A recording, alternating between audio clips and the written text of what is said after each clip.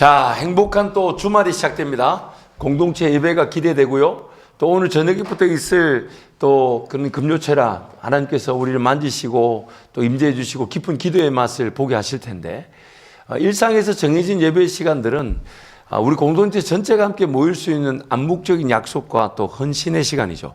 그 시간만큼 구별해 두겠다. 그리고 그 시간에 나부터 예배 자리를 지켜내고 환경을 만들겠다. 그렇게 생각할 때 그 예배의 환경을 만드는 성도에게는 매 순간 드려진 예배가 그냥 예배로 끝나지 않을 것입니다. 미리 그 구별했고 또 그 시간을 작정했고 또 그 시간에 나부터 예배의 환경을 만들겠다 준비했으니 얼마나 하나님 임재가 있겠습니까? 그래서 항상 헌신해 주는 분들이 계시기에 환경이 있고 그 환경 속에 그런 은혜가 필요한 이들이 더욱더 하나님을 만나게 될 줄 믿습니다. 자, 오늘 특별히 금요일마다 우리 올리베 센터에 우리 이상희 센터장님과 좋은 시간 보내겠는데 우리 유동균 집사님과 우리 센터장님을 소개합니다. 네, 안녕하세요. 네, 안녕하세요. 반갑습니다. 안녕하세요. 네, 안녕하세요.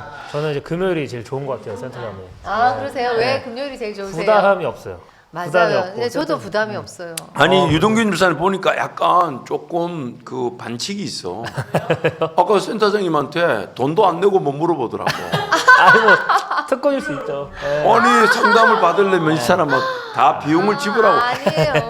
다윗이 이랬다니까. 값없이 제사를 드리지 않겠다. 아하. 뭐든지 그 가치를 설정해야 돼. 다음부터 금요일날 센터장님 만날 줄 알고 질문 갖고 올 때 봉투도 갖고 와.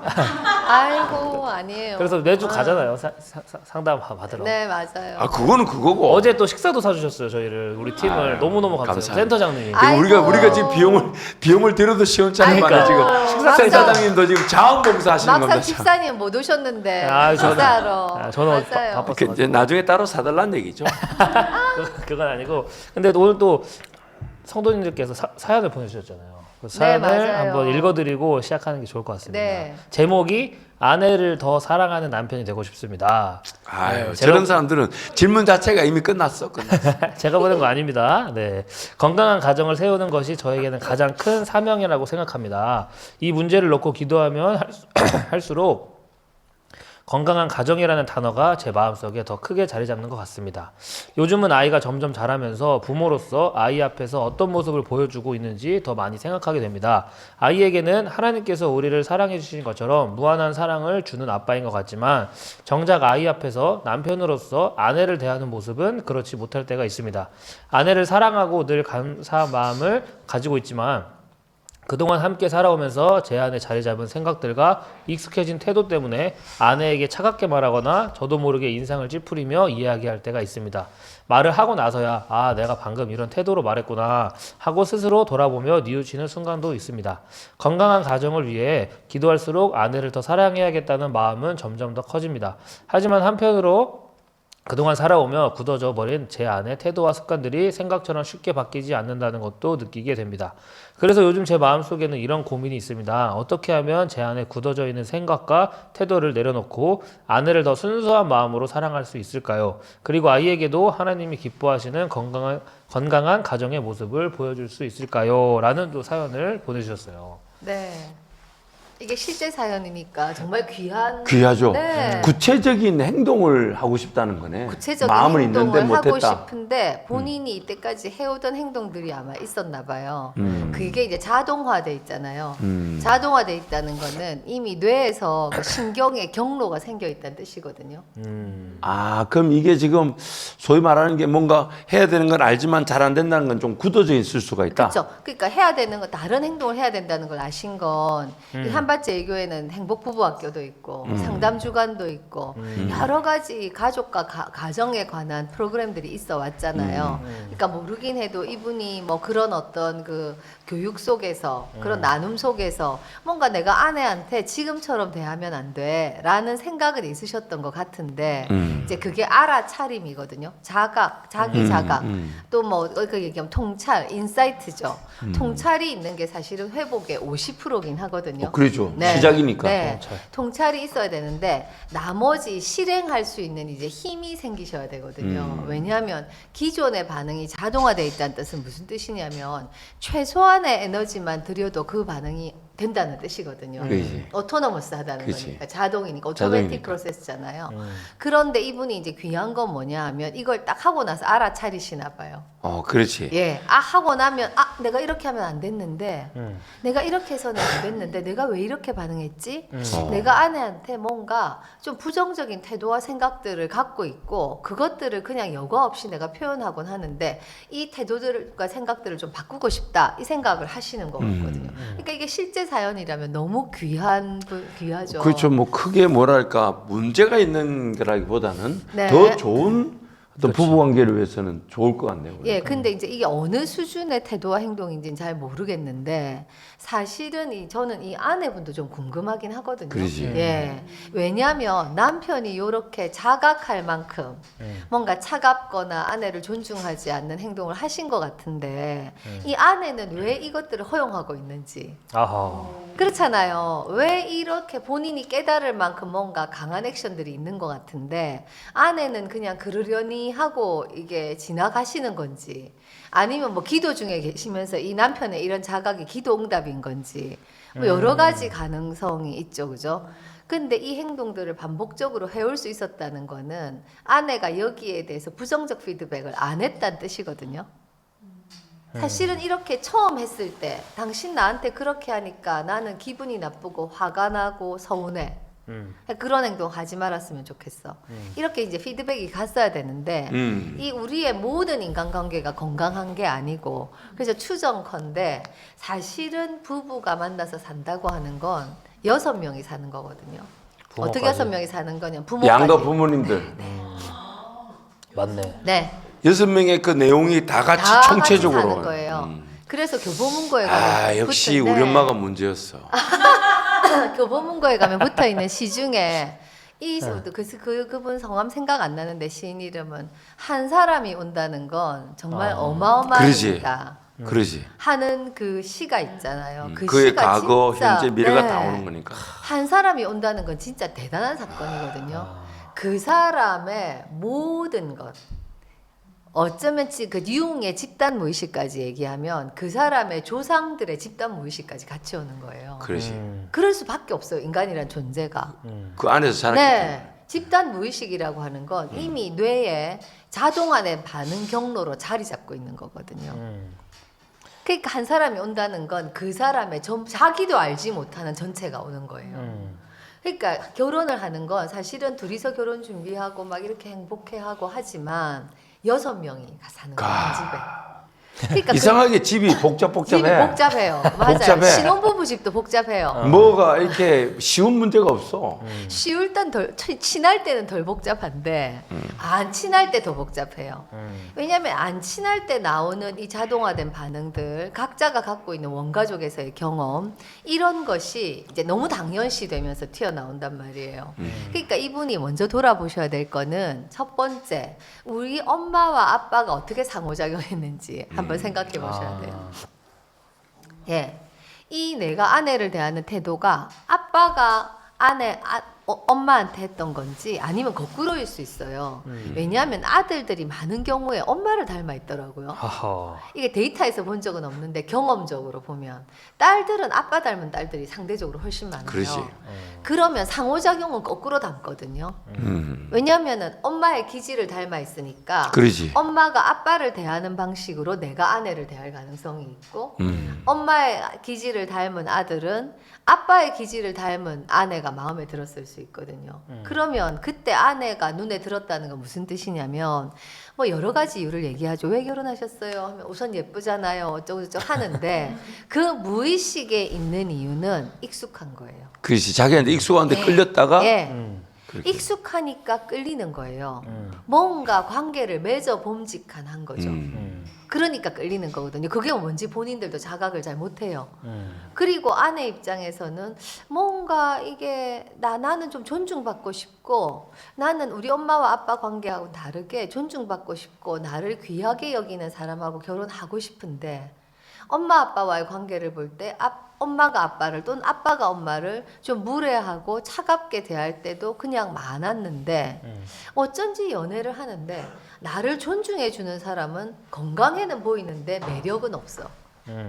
근데 나한테 가끔 무례하게 대하고 한 번씩 이렇게 팩폭도 날리고 또 이러다가 미안하다고 하기도 하고 이런 사람은 이상하게 끌려.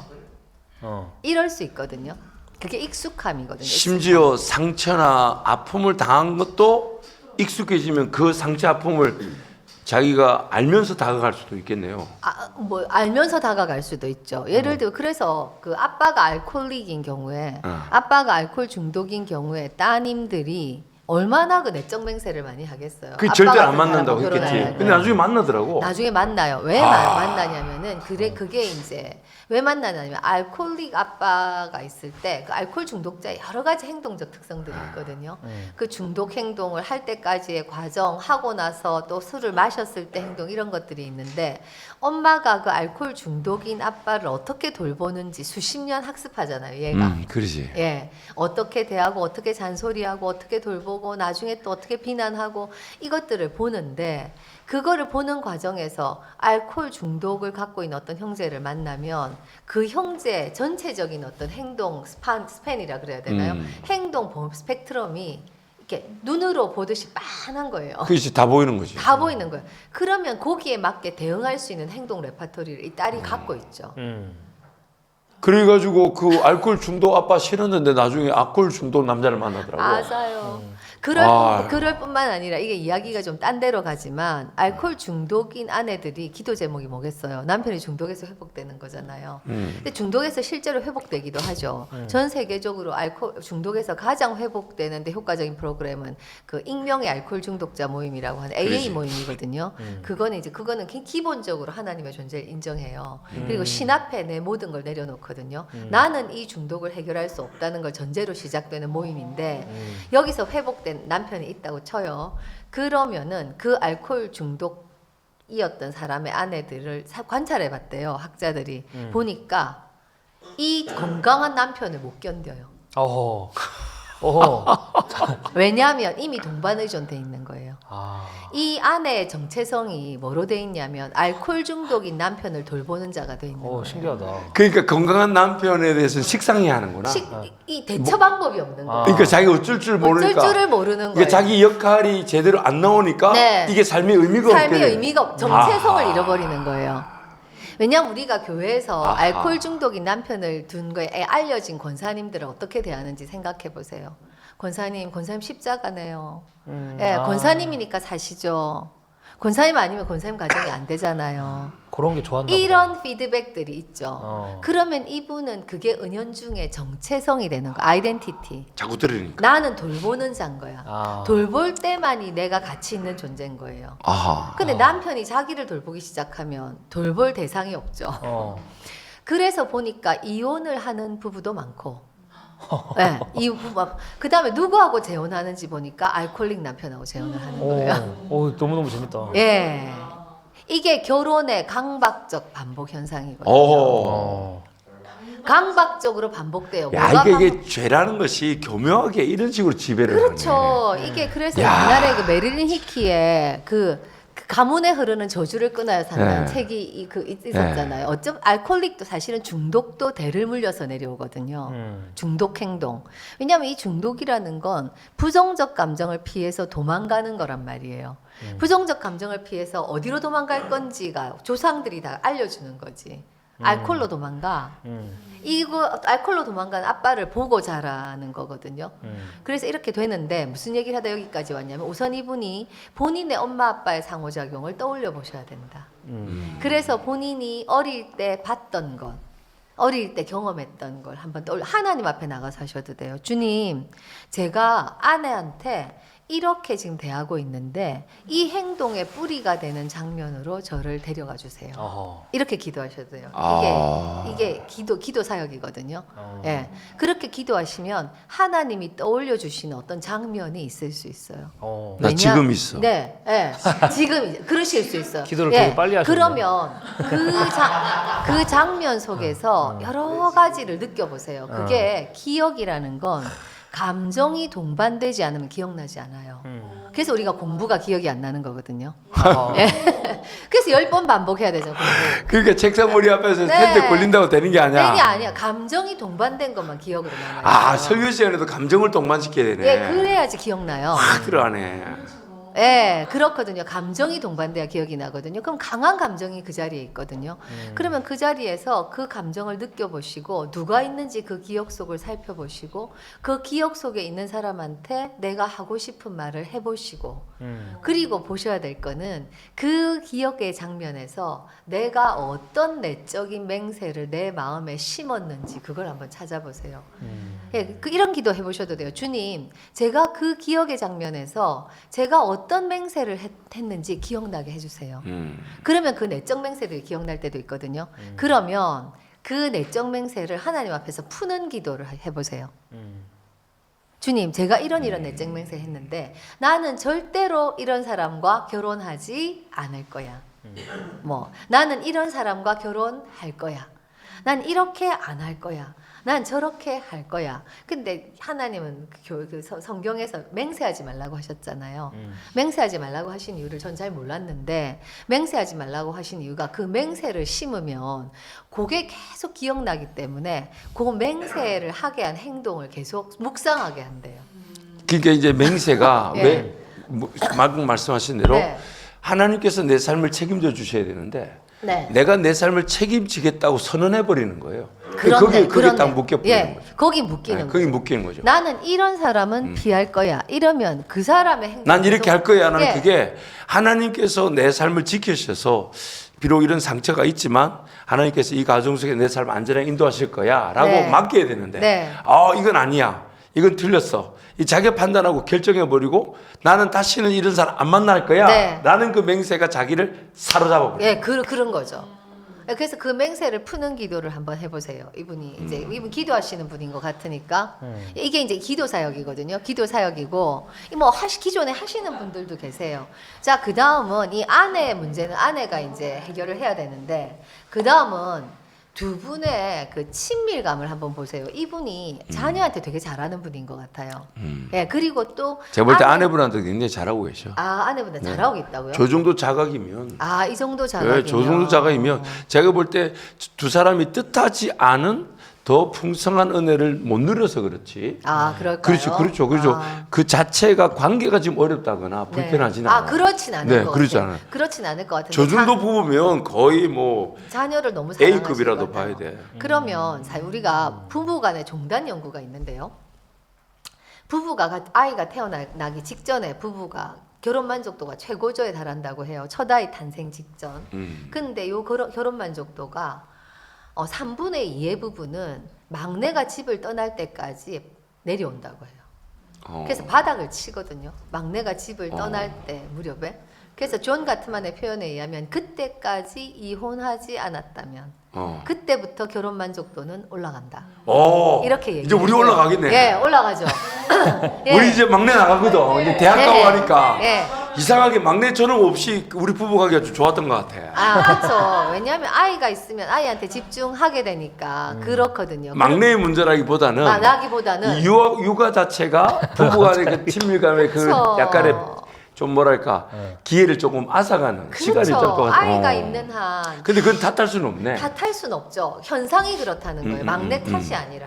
근데 막내 탓이 아니다. 예, 그럼에도 불구하고 부부 관계가 첫 아이를 낳기 직전에 결혼 만족도를 지속하는 부부가 있더라는 거예요.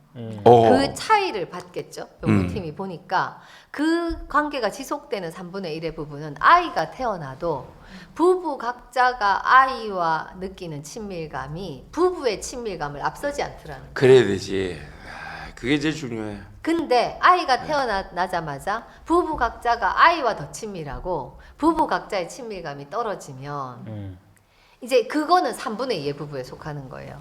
이걸 한번 점검해 보셨으면 아이가 몇 살인지 모르겠지만 아이가 태어난 이후로 부부 각자가 아이한테는 너무 좋은 엄마 아빠인데 그렇지. 부부의 친밀감은 좀 떨어지지 않았는지 이러면 어떻게 되냐면 부부는 양육 갈등이 반드시 있거든요.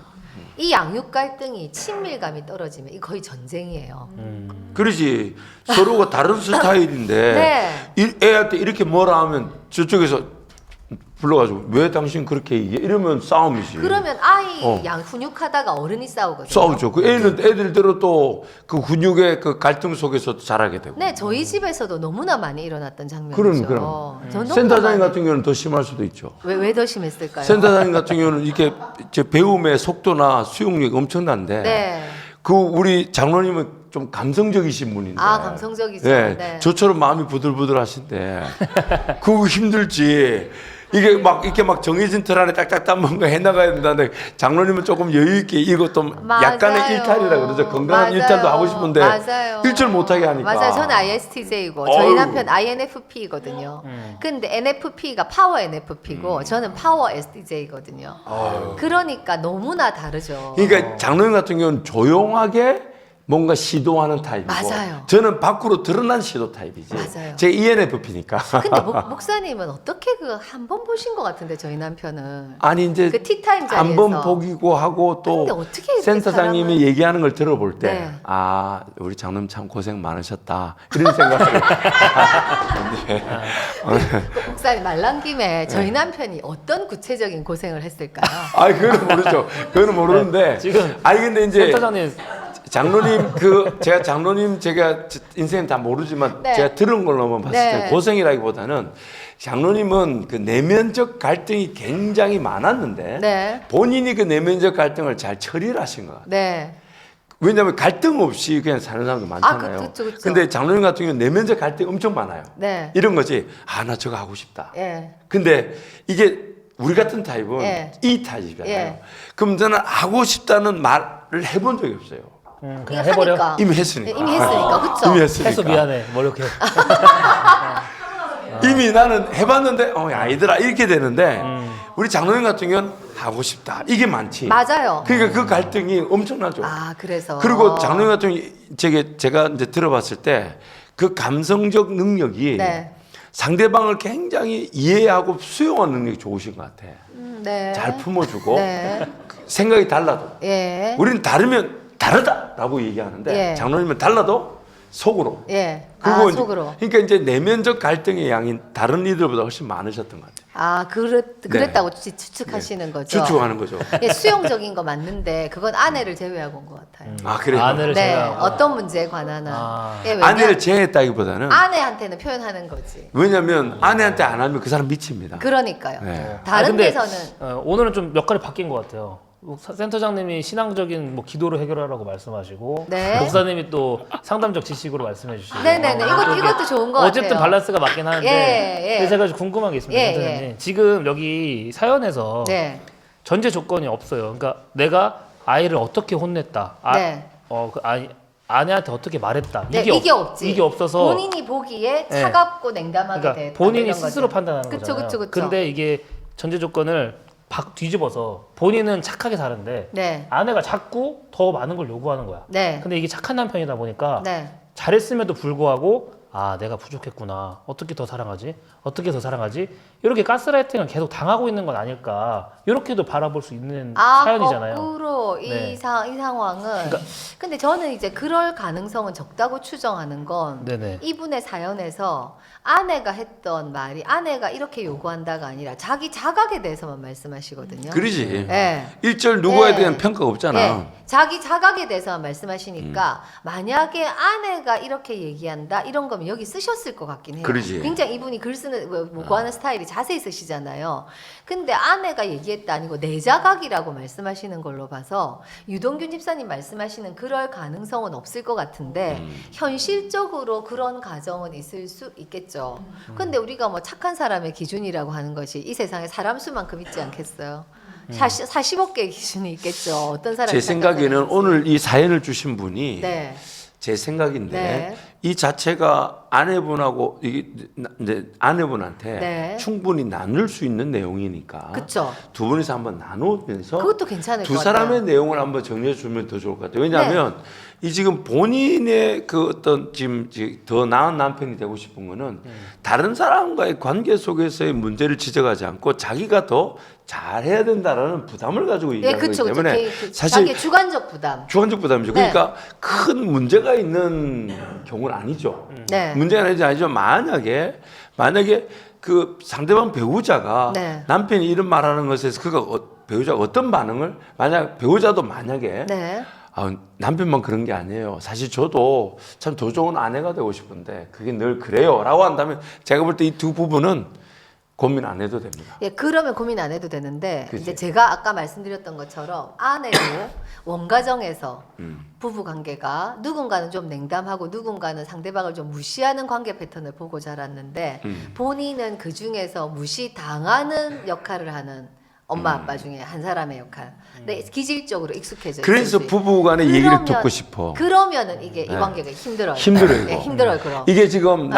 아내한테 지금 센 사장님 좀 전문적으로 얘기했는데 내가 좀 쉽게 얘기할게. 아내한테 지적을 당하고 있는 상태면 힘들어. 아, 그건 힘들죠. 네. 네. 아내한테 지적을 당해가지고 아내 말에 동의가 돼가지고 네. 이건 내 문제구나. 네. 그래서 지금 자기 문제로 싹 이렇게 얘기한 게 아내분도 남편이 저래요라고 한다면 이거는 뭔가 부부간에 같이 풀어야 될 예, 문제고. 그렇죠, 그렇죠. 만약에 아내분이 우리 남편은 괜찮은데 제가 문제죠 이렇게 한다면 이거는 더 이상 예, 문제가 그래서 아니에요. 상호작용을 봐야 되고 그 다음 이제 말씀드릴 거는 자 36 몇 번 말씀드렸는데 36년간 3,000쌍의 부부를 비디오 카메라로 행동을 분석해서 연구했던 존 가트만의 그 연구의 결론을 한마디로 얘기하면 그때 말씀드렸죠. 부부 관계를 깨는 건 대화의 내용이 아니라 대화의 방식이다. 방식. 그러니까 남편이 자기가 얘기하는 그 문장을 잘 생각해 보시면 비난인지 경멸인지 그 다음에 비난과 경멸을 반복하니까 아내가 거기에 대해서 방어하며 나오는지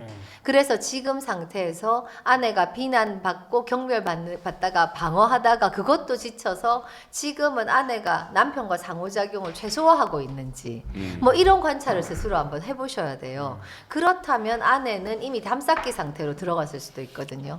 그럴 때는 남편들이 사회적 민감성이 떨어진 남편들은 눈치 못 채게 그냥 아내 역할을 하고 정서적으로 연결되지 않고 마음을 나누지 않고 교감하지 않고 친밀감은 낮은 상태에서 아내 역할, 엄마 역할만 하고 있는 상태가 사실은 이분이 겪을 수 있는 최악의 상황이죠. 이런지를 한번 체크해 보시고 그 다음에 이제 본인이 감정 조절이 안 되는 부분이 있는 거잖아요. 내가 마음 먹었지만 내가 좀 약간 짜증스럽거나 이때 탁 말을 뱉어버리는 이 감정 조절하는 방법은 전 딱 두 개밖에 없는 것 같아요. 기도하고 운동. 맞아요. 네. 체력이 네. 있고 체력이. 네, 운동. 감정 조절의 가장 예. 큰 문제가 체력이었어요. 체력이에요. 근데 센터장님 네. 제가 상담 갔을 때 네. 제가 나이한테 항상 했던 말이 네. 기도하고 운동을 좀 해줘라. 네네. 근데 그때는 거기에 대해서 공감을 좀 안 해주셨잖아요. 그때 왜 공감을 안 했냐면 그때는 정체적인 문제다 이게 아니요. 보니까. 그때 공감을 안 했다기보다는 그러니까 제가 그렇게 말한 거에 대해서 말한 거에 대해서 제가 왜 공감을 네. 안 했냐면 그거를 아내가 내가 기도하고 운동하니까 감정 조절이 잘 되더라 라고 해서 하는 거하고 싸운 상황에서 그러지. 남편이 기도하고 운동해라는 이게 완전히 다른 상황이에요. 그러니까 근데- 싸웠는데 내가 지금 감정 조절하고 있는 운동하러 나갈게 하면 꼴보기 싫지. 아니 근데 그게 진짜 생각해 보세요. 그거는 기도하고 운동하려던 사람도 그만둬요. 아니 저는 근데 반대로 생각했어요. 맞는 건 맞는 거잖아요. 맞는 건 맞지만 이 부부 관계처럼 옳은 말도 독이 되는 관계는 쉽지 않아요. 적용 시점이 중요한 네, 거지. 그 어렵다. 타이밍. 상담을 예술이라고 하는데 예술이라고 하는 이유를 저는 몰랐어요. 상담이 예술이라고? 왜? 그랬더니 직면의 타이밍 때문에. 그거는 지금 딱 여기 댓글에 써 있네. 내가 말한 게 아니네. 네. 내 뒤에 두 명이 말한 거네. 네, 나를 그렇지. 그렇게 만드신 두 명이. 또 갑자기 탓을 하고 있어. 내가 한 게 아니었어. 근데 센터장님 네. 오늘 상담이 네. 지금 이 내용을 보니 내용만 보시고 이제 하신 네. 거잖아요. 네, 네. 목사님이랑 센터장님이 네. 하시는 말씀이 요 내용상으로는 맞는 것 같아요. 네. 근데 저는 이 사연을 받았잖아요. 네. 받은 부부를 알잖아요. 아. 네, 그런 차원에서 이렇게 끝나잖아요. 그러면은 여기 가정은 해결이 안 돼. 내 말이 맞지 이렇게 되는 것 같아요. 내 말이 맞지? 누구 말? 둘 다. 그러니까 서로 지금 그래서 제가 본 가정의 모습은 서로 글이 너무 이쁘게 포장이 그렇죠. 돼 있어. 이거 지금 그렇네. 이 남자분이 자기 포장을 너무 열심히 해서 쓴 거예요. 이거 한 챗GPT 여러 번 돌리는 것 마냥 나왔는데 제가 본 가정은 서로 잘하는데 서로 소가 호랑이한테 풀 주고 호랑이가 고기 주고 뭐 이런 느낌 있잖아요. 서로가 원하지 않은 건데 서로 열심히 그래서 하는. 사실은 제가 이게 지지난주부터인가 지난주부터 우리가 사연을 받기 시작했잖아요. 네. 이 사연을 받고 이 사연을 보면 전 이제 나름 준비를 하겠죠. 여러 가지 가설을 세우고 준비를 하는데 이게 상담인 것 같지만 상담하고 굉장히 다른 게 뭐냐 하면 그렇죠. 내담자가 오면 이 사람이 앞에 앉아 있기 때문에 파악이 계속 되지. 제가 궁금한 걸 탐색할 수 있죠. 그렇지. 근데 탐색이 안 돼. 이거. 탐색이 안 되니까 이거는 이 사연을 보고 하면 배가 산으로 가는데도 그러지. 말릴 재간이 없는 거예요. 근데 그럼에도 불구하고 이런 케이스에 다른 가정이 있으니까 네. 그들에게는 아 그렇구나 할 수 있지만 네. 이거를 정작 사연을 보내주신 분은 지금 시청하면서 말을 못 하잖아요. 말을 못 하죠. 내가 원하는 상담은 저게 아닌데 이렇게 좀 흘러가는 예, 것 같아서. 그래서 이게 그런 생각이 들었어요. 제가 준비하고 여기서 나누고 몇 줄 하면서 아 이게 상담실에 실제로 내담자가 온 거와는 비슷해 보여도 굉장히 다른 상황이다. 그러니까. 왜냐하면 내담자가 상담에 필요한 정보들이 뭔지 모르기 때문에 글을 그렇게 적을 수가 없어요. 적을 수가 없거든요. 자기 소견에 옳은 대로 적을 거 아니에요. 그렇지. 그렇지만 저는 이 정보만 보고 해야 되기 때문에 맞습니다. 굉장히 제한적인 정보가 들어있고 그러니까. 중요한 정보는 빠져있고 추후 탐색 자체는 불가능하고 이러니까 배가 산으로 가는 상황이 얼마든지 벌어질 수 그러니까 있죠. 지금 동균 줄사는 마음에 안 드는 거야. 그쵸? 아니, 그게 어. 그 말씀이 아니라 아니 이게 아니라 우리가 틀렸다는 게 아니고 그쵸. 본인 지금 우리는 이 종이만 봐서는 내용을 다 모르는데 그러나 동균 줄사는 익명이지만 누군지를 알기 때문에 네. 자꾸만 이제 그 가정을 얘기하다 보니까 그 가정이 지금 아 그 집이 그렇구나라는 이제 알게 아니, 되는 거야. 근데 이제 일반적인 이 정보를 통해서 우리 청취자들의 배우는 게 있으니까 저는 만족하고 네. 제가 끝으로 뭘 말하고 싶냐면 네. 이 두 부부는 네. 가야 된다. 아, 아니, 지금 가셔야 돼요. 둘이 지금 버티고 있거든요. 저도 네. 그런 생각 들어요. 그래가지고 그래서 아까 살짝 말씀하신 그 얘기가 그럼 그 얘기인가 보네. 그래, 그 얘기가 그 얘기네. 그 얘기가 그 얘기네. 그 얘기네. 만약에 그 네. 객관적 관찰자가 네. 이 부부의 상호작용을 네. 그렇게 판단하고 계신다면 네. 이 부분 오셔야 되는 게 맞아요. 그리고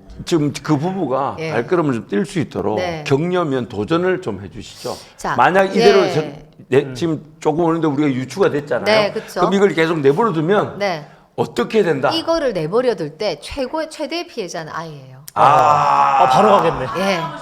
예, 왜냐하면 사랑하는 이 아이들의 사회적 민감성이 어느 정도인지 모르겠지만 사회적 민감성이 높은 아이는 이 부부 간의 이 의식의 이 표면 아래에 있는 이 의식의 흐름을 자기도 다 몸으로 느껴요. 이게 그렇지. 모를 수가 없거든요. 근데 다행히 아이가 사회적 민감성이 좀 떨어지는 애라면 좀 덜 하겠죠. 덜 해도 느껴요. 덜 해도 느끼거든요. 그래서 이 느낀 건 그 아이의 그 감정으로 남아 있거든요. 그렇죠. 그 감정은 몸에 저장되기 때문에. 그래서 최대 피해자는 정서적 약자인 아이예요. 그래서 아이를 구하는 마음으로 상담실에 오셔야 돼요. 두 분은 뭐 다 자랐으니까. 그러니까 둘이서만 해결해서 네, 끝날 일이 아니다. 아니에요. 뜻밖의 최대 피해자가 아이가 되버려. 그렇죠. 아이는 사실 우리가 언어적으로 표현할 수 있는 건 굉장히 제한적이에요. 우리의 언어가 얼마나 제한적이에요. 예, 제한적이거든요. 그러니까 아이는 말로 표현 못해요. 어릴 때 느꼈던 이게 뭔지. 근데 저는 사회적 민감성이 굉장히 높고 나중에 보니까 그렇기 때문에 제가 어렸을 때 느꼈던 그 설명할 수 없는 불안. 네, 그 설명할 수 없는 긴장감. 그게 저는 나중에 저를 이제 개인 분석하면서 어디서 왔는지 다 알았거든요. 그게 제 몸에 오랫동안 남아서 제가 사실은 지금은 나이가 60이 넘었잖아요. 지금은 저는 세상이 어떤 곳인지 볼 수 있는 여유도 생겼고 여러 가지 정서적 여유들이 생겼는데 이렇게 되고 나서 제가 힘들었던 게 뭐냐면 내가 만약에 이런 불안과 긴장감이 내 삶에 영향을 주지 않았더라면 내 에너지를 좀 더 생산적인 곳에 쓸 수 있었을 텐데 내 에너지를 나를 다루는 데 쓰지 않고 저도 ISTJ지만 목사님처럼 막 예, 지르고 그렇게 막, 쓸 수도 있었을 텐데 제 그 불안과 제 인생이 긴장이 피곤해요. 피곤하실 것 같긴 해요. 피곤해요. 피곤하실 것 같긴 해요. 예, 이렇거든요. 그러니까 자녀를 지금 새벽 위해서 2시에 오셔야 돼요. 일어나가지고 피곤해 지금. 자녀를 위해서 오셔야 돼요. 자녀를 위해서. 야 아이러니하네. 물론 지금 이 자리로 오라는 게 아니고 그치. 모든 것이 보호되는 센터로 가세요. 오셔야 센터로 돼요. 자녀를 가셔서 위해서. 우리 센터장님께 신청하셔가지고 왜냐하면 함부로 가정할 수는 없지만 아마 이 사연이 이제 어떤 또 상대방 배우자에 대한 입장이 있으니까 그쵸. 남편 입장에서는 아주 젠틀하게 써주신 거는 그쵸. 제가 볼 충분히 이미 상담에 좋은 출발점이 된 것 같다. 왜냐하면 이때 비평이나 평가가 누구한테 있지 않고 나한테 있다고 본 거니까 자각이니까. 그러니까 이 부부도 아마 그렇게 오랜 시간 필요 없이 잘 더 건강하게 설 수 있지 않을까. 그렇죠. 요 정도로 뭐 자각하고 계시고 남편이 일단 아내 입장을 수용하고 계시는 거잖아요.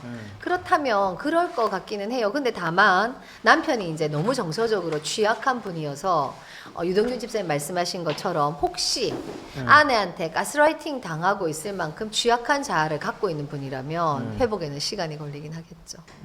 네.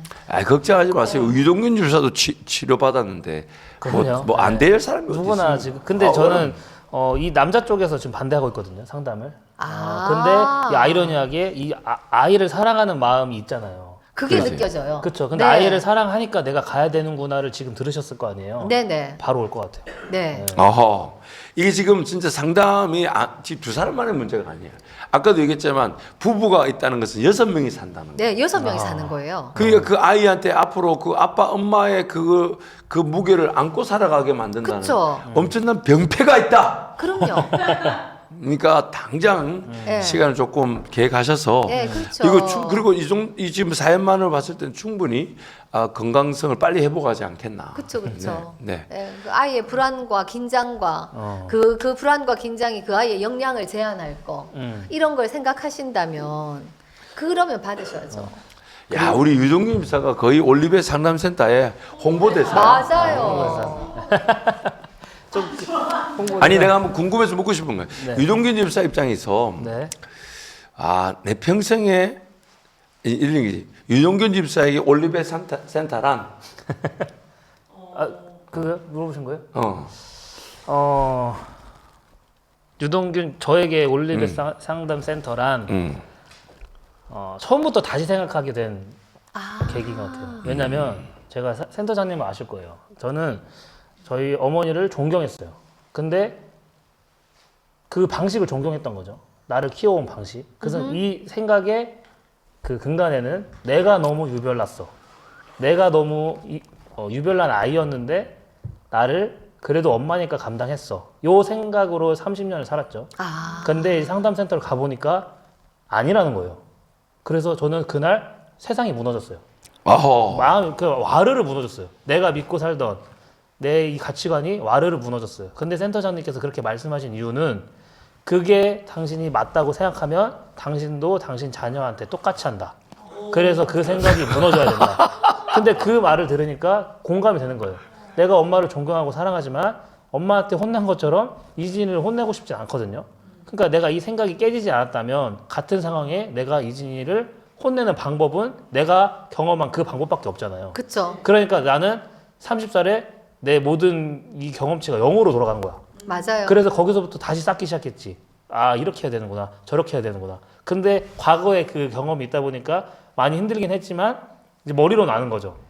그래서 막 싸우는 거죠. 그래서 올리베 상담센터는 나를 처음으로 완전 애기로 돌린 시간. 근데 그 과정에서 엄마가 저한테 미안하다라고는 안 했어요. 미안하다고는 안 했지만 동균이가 첫째로서 많이 힘들었겠구나. 뭐 이런 말 좀 하셨었거든요.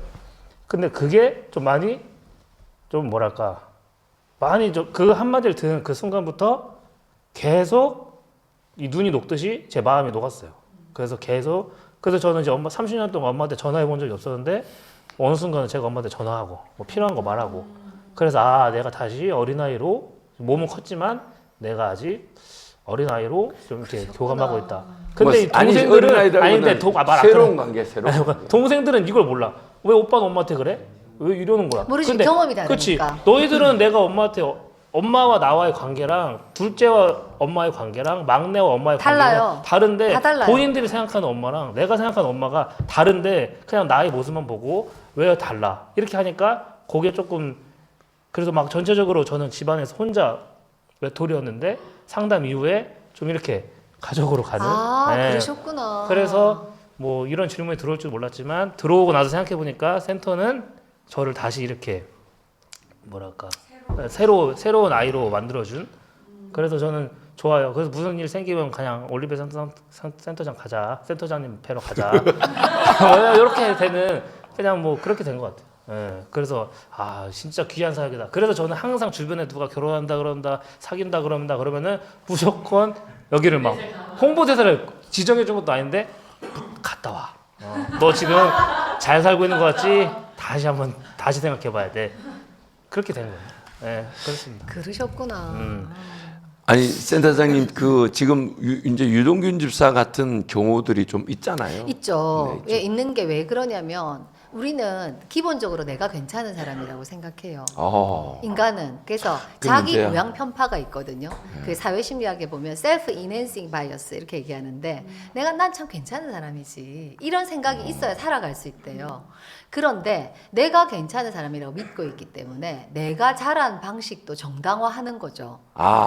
예, 내가 그렇게 자랐으니까 이만큼 사는 그래서 거야. 나를 건들지 말라고 하는 거야. 예, 그런 거야. 엄마 아빠가 그만큼 엄했으니까 내가 이렇게 잘 살아가는 거야.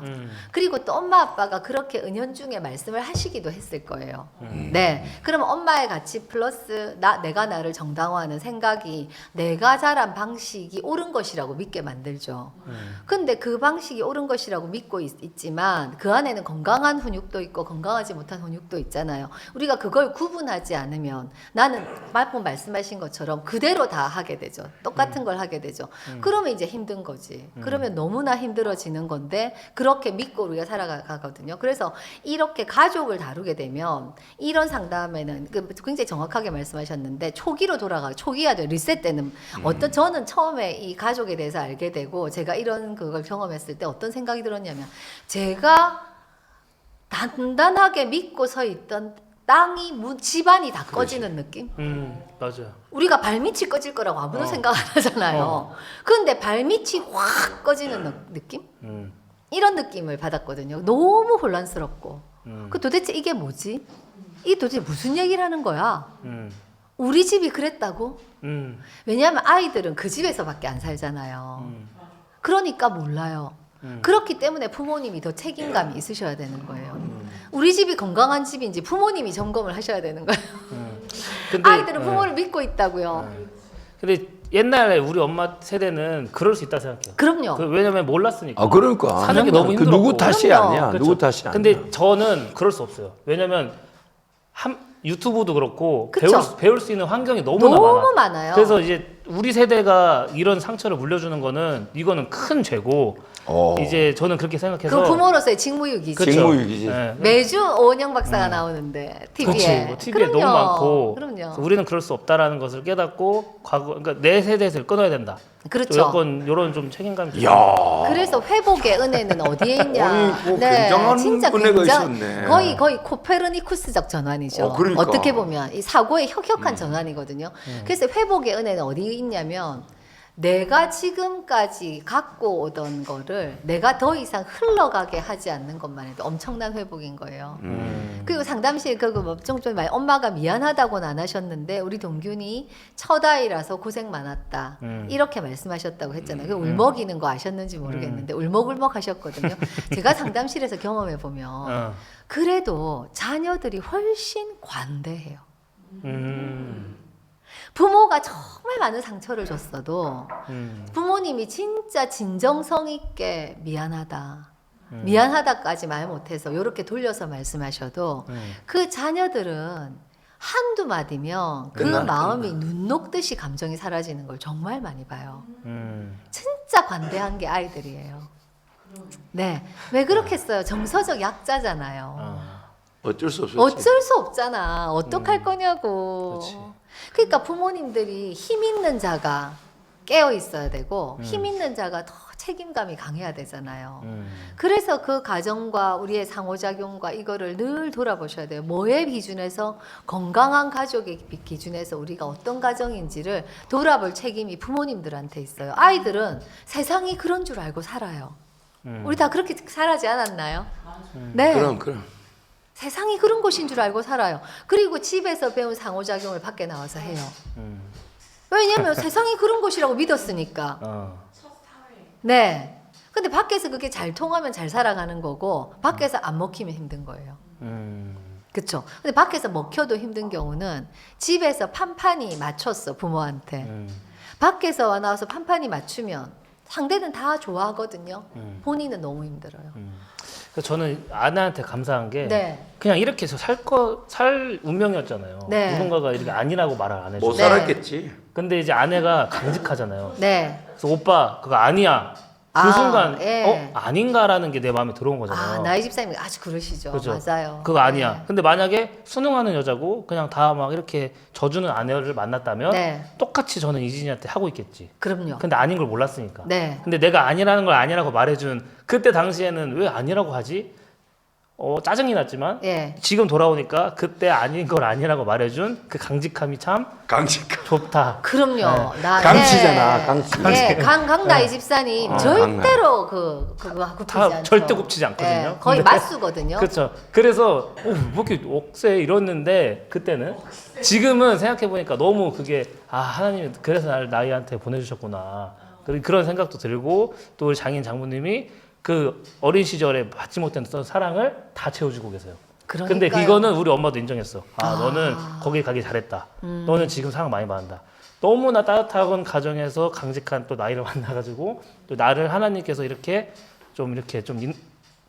하시는 것 같다. 뭐 이런 생각이 들어요. 맞아요. 그 이제 강나의 이제 우리 전도사 같은 경우는 제 개인적인 생각에 건강한 강직자입니다. 그런 것 같아요. 왜냐하면 사랑을 많이 받았는데 기준이 있는 거거든. 네네, 그렇죠. 그러니까 그거는 상대방에게 절대 피해를 주지 않았던 기준인데 네. 결혼하고 나니까 이 기준을 넘어서는 사람을 만난 거야. 그러니까요. 이거는 근데 그 결국 그 기준이 유동규 집사로 하여금 생각해 보게 하고 그렇죠. 돌아오게 하는. 그렇죠. 왜냐하면 그렇죠. 사람이 방향을 모르면 못 걸어가듯이 못 걸어가요. 기준이 있어야 맞춰보고 그렇죠. 여기 같이 서야 되는 걸 알게 되잖아요. 그러니까 굉장히 건강한 강직함이죠. 네. 참 이 자리에서 얘기하지만 뭐 이진이 엄마가 많이 고생했죠. 고생 많이 하셨죠. 네. 고생. 십자가 많이 그 몸무게도 무거운데 지금. 왜 그 아내들이 다 상담실에 오고 싶어 하냐면요. 결혼 관계에서 부부 관계가 힘들 때 남편들은 삶의 만족도에 영향을 크게 받지 않는데요. 데이터에 의하면. 그러지. 예. 툭 치고 지나가니까. 예. 그냥 그러려니 하는 거예요. 그리고 여기 상담실 와서 친밀감 얼마나 되세요? 10점 만점에 10점요. 아내들은 이 남편과의 관계에서 채워지지 않으면 이 삶의 만족도 자체가 확 떨어지는 거예요. 왜 이 관계 자체가 남편이 나를 사랑한다는 걸 전제로 만들어진 관계이기 때문에. 근데 제가 방금 말을 하면서 조금 말실수를 한 것 같은 게 네. 어린 시절에 사랑을 못 받았다는 게 아니라 네. 다른 형태로의 사랑을 받았었던 거죠. 그렇죠, 그렇죠. 우리 엄마 아빠가 나를 많이 사랑해 줬는데 네. 우리 엄마 아빠가 나를 사랑해 준 방법과 다른 방법의 사랑을 받아봤다. 이 그쵸, 말이지. 그쵸, 내가 어린 그쵸. 시절에 사랑을 안 받았다. 이건 아니다. 그럼요. 갑자기 그럼요, 또 그렇죠. 그거는 말해야 될 것 같아요. 그러니까. 그건 제가 확실히 알지. 왜냐하면 유동균 집사가 이제 장남이기도 하지만 그 이제 굉장히 사랑을 많이 받았으니까 그렇겠죠. 맞아요. 자존감이 높아요. 맞아요. 네, 자존심이라고는 말할 수는 없는데 자존감이 높아요. 그럼요. 예. 그리고 내가 낸데라는 게 얼마나 있는데. 그럼요. 저 사랑 안 받으면 잘 안 돼. 그렇죠, 그렇죠. 그럼요. 그 자존감이 저 샤워하고 나오면 항상 거울 보면서 와 진짜 나 오늘 잘생겼다 이런 말을 혼자 하는데 그걸 나이가 보고 왜 저러지? 이렇게 근데 이런 것도 자존감인 거죠. 그래서 그래서 우리 엄마도 저 보면서 너는 네가 그렇게 좋냐 이렇게 물어보거든요. 근데 그래서 사랑 좀 많이 받고 자랐는데 맞아요. 사랑 많이 받았지만 사람이 완전하고 온전한 사랑을 다 받고 자란 사람이 없잖아요. 그럴 수 없죠. 그러니까 편향되어 있는 네. 부분이 있고 편향된 부분에 약점이 있는 건데 그렇기 때문에 지금 유동균 집사가 얘기하고 싶은 게 뭐냐면 그 부모 탓을 하지 않겠다는 거죠. 그렇죠. 이게 부모의 문제라기보다는 그렇죠. 그러나 부모님 때는 그때는 모르셨고 그러나 지금 우리는 이거 충분히 배울 수 있고 이런 환경이 있는데 이거 배우지 않고 그냥 몰랐다고 말한다는 건 직무유기지 않나. 지금은 그런 거예요. 그러니까 우리 지금은. 세대를 좀 정신 차리자. 네, 그렇죠, 그 얘기를 그렇죠. 지금 그렇죠. 맞습니다. 네, 네. 부모님 세대는 가르치는 데도 없었어요. 그리고 맞아요. 그때는 대한민국 상황 자체가 어려웠어요. 맞아요. 그렇죠. 급성장했던 때인데 얼마나 많은 희생과 얼마나 많은 그런 진짜 돌봐야 될 것을 못 돌보면서 살아왔는데 그렇죠. 그걸 탓할 수는 없어요. 그렇기 때문에 상처가 있다면 그 부모님 세대 때는 그 자녀들은 다 정서적 약자이기 때문에 네, 어쩔 수 그렇죠. 없잖아요. 어쩔 수 없죠. 그러니까 감사한 건 또 나중에 막상 자녀들한테 뭔가 얘기하면 부모님들이 뭐 얘기하면 자녀들이 더 잘 받아준다는 거. 그러니까. 자녀들이 훨씬 관대해요. 관대해요. 훨씬 관대해요. 아이들도 관대하고 어른들도 관대하고 훨씬 관대해요. 자, 지금 더 하고 싶지만 시간이 벌써 이렇게 됐습니다. 근데 우리 그 유동균 집사님은 나중에 올리베스에 내가 저희 사회 이사로 모셔야 될 것 같아요. 네네. 투자 이사로. 네. 왜냐하면 굉장히 혜택을 받네. 예. 올리베스를 책임지고 이끌어가야 될 막중한 사명감을 갖고 있다고 봐요. 네, 수혜자에서. 네. 아니 수혜를 받은 걸 흘러보내야 되니까. 그러니까. 맞아요. 어쨌든 센터장님 이렇게 금요일마다 벌써 8주째예요. 네. 시간이 정말 빨라요. 네. 드디어 10아래로 내려왔네요. 그렇지만 그래도 저희들은 센터장님 오셔서 이렇게 시간 보내주시는 게 너무 행복했어요. 저도 이 시간 되게 즐거워요. 그리고 저는 사실 이제 처음 이제 뭐 늘 마음속에 있던 얘기인데 저는 이제 이 환경 자체가 좀 정해져 있다 보니까 네. 뭔가 새로운 것을 경험하고 배운다는 게 참 네. 쉽지는 않아요. 그러시군요. 사람마다 다 네, 그렇겠지만. 네, 네. 그러니까 이제 저로서는 센터장님과의 대화나 이런 상담을 통해 머릿속에 붕붕붕 떠있던 개념도 정리가 되지만 새로운 걸 많이 배우게 돼요. 네. 그러니까 야 참 이런 걸 이렇게 볼 수 있고 그러니까 제가 오늘 아까 유동님께서 얘기했잖아요. 제가 오히려 영적이거나 목회적 답을 제시하지 않고 그쵸. 센터장님은 기도하면 된다고 네. 나는 이걸 막 이렇게 왜냐하면 이게 배운 거죠. 이거를 그러니까 우리는 너무 이건 안 돼 어려운 거야 이렇게 막 치부해서 전혀 그것에 대한 개념이 없이 살려고 했던 것 같아요. 해피했던 거죠.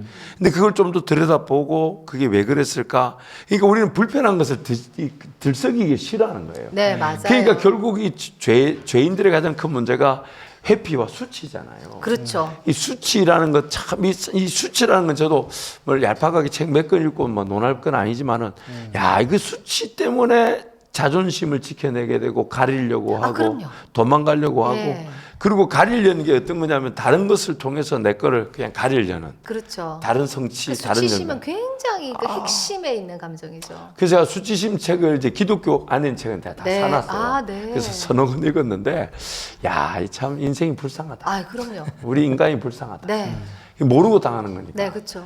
그러니까 오늘 상담의 내용을 조금 제가 정리를 하자면 간략하게 남편들 같은 경우는요. 우리는 만족도를 물어보면 내 자존심 때문에 만족도 높다 합니다. 그런 것도 네. 있겠다. 자존심 때문에. 내 가정은 내 부부는 괜찮아. 문제 없어. 왜? 나는 괜찮은 사람이니까. 단지 아내가 지금 조금 이상해. 아내가 예민해. 아내가 예민해. 네. 그렇게까지 지금 그럴 수 점수가 있겠다. 낮을 이유가 없어. 더 더 어려운 사람들 봐봐. 많잖아. 맞아. 근데 그거는 상대평가죠. 절대평가 될 수가 없어요. 왜 라오스 가서 사시지 그러면? 맞아요. 그거는 왜냐면 그거 뭐 어려운 나라로 가면 그거 하면 그 아내들이 바뀔 것 같아요? 절대 그렇지 않아요. 그러니까 그런 상대적인 기준으로 다른 어려운 사람도 있는데 우린 괜찮아라고 말해서는 안 된다는 거예요. 우리 부부의 건강도는 우리 부부의 건강도에 따라 회복되고 성장돼야 되는 거지. 더 안 좋은 부부를 보면서 우린 괜찮다라고 말해서는 안 된다는 거예요. 그건 의미가 없어요. 없죠. 네. 그러니까 남편들은 자존심 때문에 이거 상담 안 받으려고 그래요. 맞아요. 네, 자존심 때문에. 근데 이건 자존심의 문제가 아니라 제1차 피해자가 자녀들이 된다는 것과 맞아요. 두 번째 남편들이 나중에 피해자가 됩니다. 그럼요. 노년이 돼 보세요. 그럼요. 맞아요. 저희 그때 되면 아내들이 말해 주는 게 감사해요. 맞아요. 그때 안 해요. 그럼 집안이 어떻게 해야 될 것 같아요? 죽기보다 싫어집니다. 맞아요. 네, 새끼 밥 같이 못 먹어요. 새끼밥 같이 먹고 싶지도 않은 네, 거고. 해줘야 먹지. 막내가 집을 떠나고 나면 아마 최소한의 관계만 할 거예요. 그러니까 이제 결혼, 뭐 황혼, 이혼 그렇죠, 이런 그렇죠. 얘기가 나오는 거죠. 그래서 지금 괜찮다 이렇게 생각하지 마시고 아내분의 만족도가 좀 떨어진다 생각하면 일단은 건강한 건의자 앞에 상담을 받는 게 안전합니다. 왜? 둘이서 얘기를 해봐야 싸움밖에 안 되니까. 둘이서 해결이 안 되니까. 왜? 유동균 주사 같은 경우도 뭐가 이렇게 불편하면 상담 가자. 왜? 그렇지. 부부가 건강한 건의를 인정하니까 이 순간에 그래 그거 가서 따져보자 이러면 문제는 이미 반이 해결이 된 거예요. 그거 가서 뭐든지 말하면 다 수용할 거니까. 그러니까 건강한 건의자를 세우는 거는 지금 이게 최소한 부부한테 꼭 있어야 돼요. 꼭 있어야 되니까 오늘 사연을 주신 부부를 축복합니다. 네. 또 우리 교인이신 것 같은데 50% 혜택이 있으니까 이거 쉽지 않아요. 이거 좋은 거예요. 그리고 또 여러분 부부 중에서 연세가 드셔도 좀 괜찮아요. 이렇게 상담의 자리에 오기만 해도 굉장한 은혜가 있어요. 어떤 은혜가 있냐면 하나님께서 센터장님 같은 은사자들 통해 은혜가 주기도 하지만 하나님이 또 주시는 은혜가 있어요. 이상하게 밥맛이 좋다든지 이상하게 아내 보는 시선이 달라진다든지 이거는 사람이 할 수 없는 일이거든. 그런 은혜가 있으니까 꼭 내 이성적인 생각 안에서만 은혜를 제한하지 마시고 이렇게 은혜 자리 마무리는 또 영적으로 해야 되니까.